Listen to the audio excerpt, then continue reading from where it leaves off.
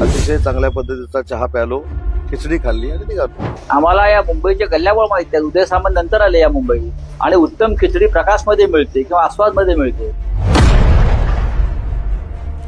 मानायची काय नेमकी काय चर्चा? तुमच्या सगळ्यांच्या जी मनात आहे त्याची कसलीही चर्चा राजसाहेबांबरोबर झाली नाही. संदीपजी देखील माझ्यासोबत आहेत. आम्ही दोघेही एकत्र परत तुम्हाला जास्त प्रश्न विचारायला लागू नये म्हणून दोघेही एकत्र तुम्हाला उत्तर देतोय. सकाळी या भागा परिसरामध्ये मी माझ्या काही डिपार्टमेंटच्या कामानिमित्त आलो होतो. मी स्वतः साहेबांना फोन केला की साहेब जर आपण असाल तर मी चहा प्यायला येतो, आणि मी चहा प्यायला म्हणून आलो. राजसाहेबांबरोबर गप्पा मारल्यानंतर काही विषय कळतात, काही मुंबईच्या विकासासंदर्भात चर्चा होते, आणि ती काही विकासासंदर्भातली चर्चा झाली. आता त्याच्यामध्ये कशा पद्धतीनं पुढे जायचं, काय जायचं याच्या संदर्भातच चर्चा झाली. बाकी कुठची तुमच्या मनामध्ये जी राजकीय चर्चा झाली असेल म्हणून शंका आहे ती कसलीही चर्चा झाली नाही. अतिशय चांगल्या पद्धतीचा चहा प्यालो, खिचडी खाल्ली आणि निघालो. तरी तुम्ही अनेक महत्वाच्या गोष्टी राज ठाकरे यांना भेटल्यानंतर कळतात.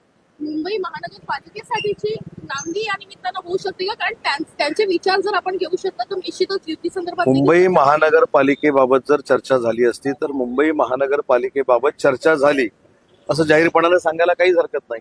मी स्वतः या परिसरातनं जात असताना एक नेते म्हणून मी राजसाहेबांशी बोललो. राजसाहेबांनी सांगितलं चहा आहे, आणि म्हणून सांगितलं की नाश्त्याचा मेनू देखील काय होता.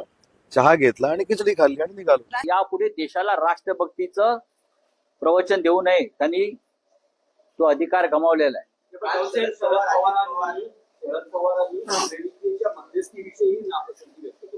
त्याने अधिक जोरात बोललो पाहिजे. त्यांनी जोरात बोललो पाहिजे. आज राहुल गांधी बोलतील. त्यांनी ते ज्येष्ठ नेते आहेत, ते महत्वाचे नेते आहेत, त्या देशाचे संरक्षण मंत्री होते. त्यांच्या बोलण्याला महत्व आहे. त्यांनी इतर कोणाची पर्वा न करता त्यांनी परखडपणे आपलं मत मांडलं पाहिजे. कालपासून तुम्ही जे ट्विट करता सूचक ट्विट आहे. काल पंतप्रधानांच्या भाषणाआधी केलेले ट्विट आणि तो फोटो, आणि आज सकाळी तुम्ही वाघाचं कातळ आणि लांडगा असं केलेलं ट्विट, काय सुचवायचं काय आहे?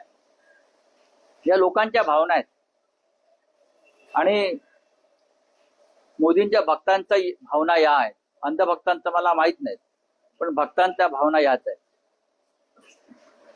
की मोदींनी पुच लावला म्हणून देशात.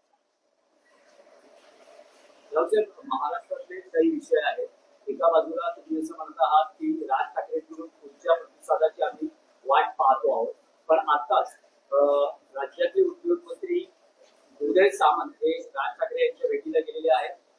त्यांचं असं म्हणणं आहे की ते त्या विभागातून जात होते, त्यावेळेस त्यांनी राज ठाकरेंना फोन केला. राज ठाकरे त्या वॉर्डाचे नगरसेवक, उदय सामंत त्या वॉर्डाचे नगरसेवक आहेत का शिवाजी पार्कचे?